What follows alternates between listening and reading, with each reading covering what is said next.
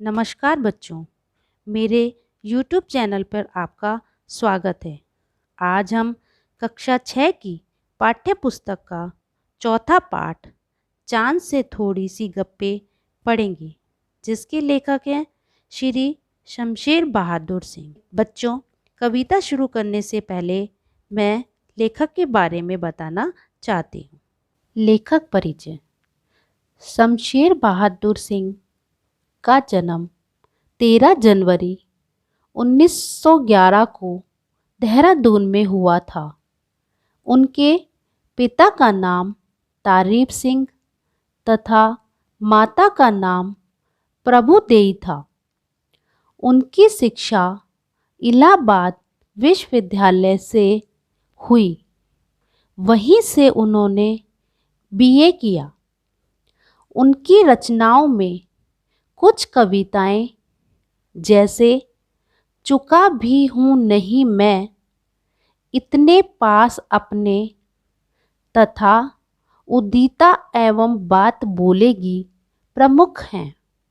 बच्चों, हम कविता पढ़ते हैं।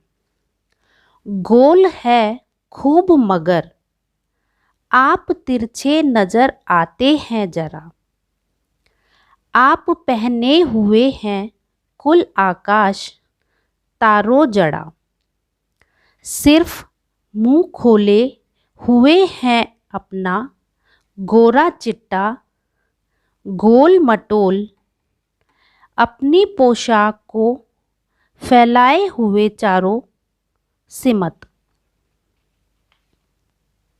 बच्चों, ये तो हमने कविता की कुछ पंक्तियां पढ़ी थी, उसकी प्रसंग और व्याख्या करते हैं। प्रसंग। प्रस्तुत पद्यांश हमारी पाठ्य पुस्तक बसंत भाग पहला की चांद से थोड़ी सी गप्पे नामक कविता से लिया गया है। इसके रचयिता श्री शमशेर बहादुर सिंह हैं। व्याख्या। एक 10-11 साल की लड़की चांद को देखकर कहती है कि चांद, आप तो बहुत गोल हैं, पर आप जरा सा तिरछे दिखाई देते हैं। आपने सारे आकाश को वस्त्र बनाकर पहन रखा है। आसमान में चमकते तारे आपके वस्त्र पर जड़े हुए हैं। आपका सारा शरीर वस्त्र से ढका है। केवल आपका गोरा चिट्टा सुंदर गोल मुंह दिखाई देता है। आपकी पोशाक सभी दिशाओं में फैली हुई है। बच्चों, ये तो हमने जो कुछ पंक्तियां पढ़ी थी उसकी प्रसंग और व्याख्या किया। अब हम आगे कविता पढ़ते हैं। आप कुछ तिरछे नजर आते हैं, जाने कैसे, खूब है गोकी वाह जी वाह, हमको बुद्धू ही निरा समझा है, हम समझते ही नहीं जैसे कि आपको बीमारी है।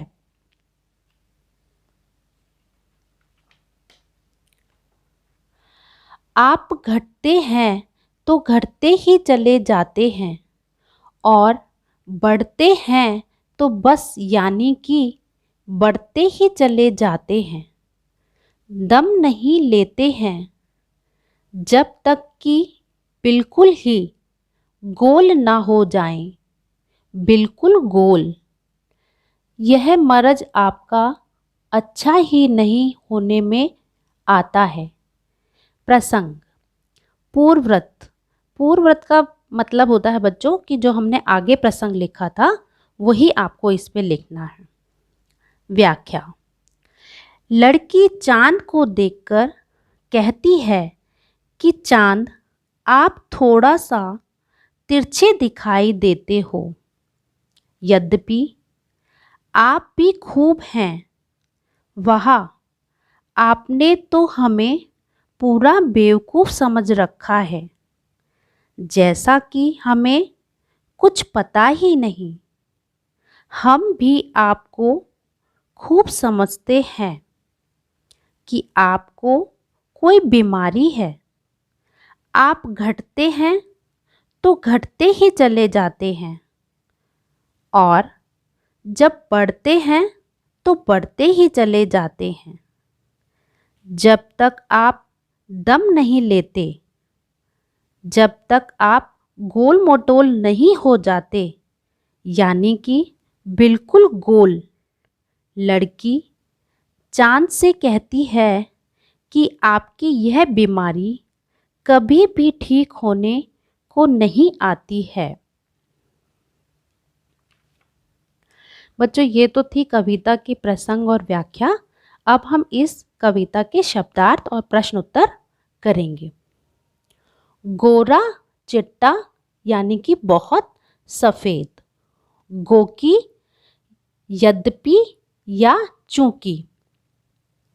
निरा एकदम या पूरा। दम लेना विश्राम करना या रुकना। कुल सारा। मर्ज बीमारी या रोग। सिमत दिशाएं। अब प्रश्न उत्तर करते हैं। पहला प्रश्न है, आप पहने हुए हैं कुल आकाश के माध्यम से लड़की क्या कहना चाहती है? लड़की यह कहना चाहती है कि चांद की पोशाक चारों दिशाओं में फैली हुई है। दूसरा प्रश्न, कवि ने चांद से गप्पे किस दिन लगाई होंगी? उसका कारण बताओ। उत्तर, दिन और कारण। दिन में है बच्चों पहला पूर्णिमा। इस दिन चांद पूरा दिखाई देता है। दूसरा, अष्टमी से पूर्णिमा के बीच चांद का आकार धीरे धीरे बढ़ता है, अंत में एकदम गोल नजर आता है। तीसरा है, प्रथमा से अष्टमी के बीच चांद का आकार धीरे धीरे घटता है और अंत में आधा रह जाता है। चौथा है, प्रथमा से अष्टमी के मध्य शुक्ल पक्ष चांद बिल्कुल पतला सा होता है और धीरे धीरे बढ़ता है। आज बच्चों हमने पाठ चांद से थोड़ी सी गप्पे कविता का प्रसंग, व्याख्या, शब्दार्थ व प्रश्न उत्तर किए। अगर आपको इस पाठ से संबंधित कोई भी समस्या हो तो कमेंट बॉक्स में ज़रूर लिखें। अगर आपको मेरी वीडियो पसंद आई हो तो उसे लाइक व सब्सक्राइब ज़रूर कीजिए।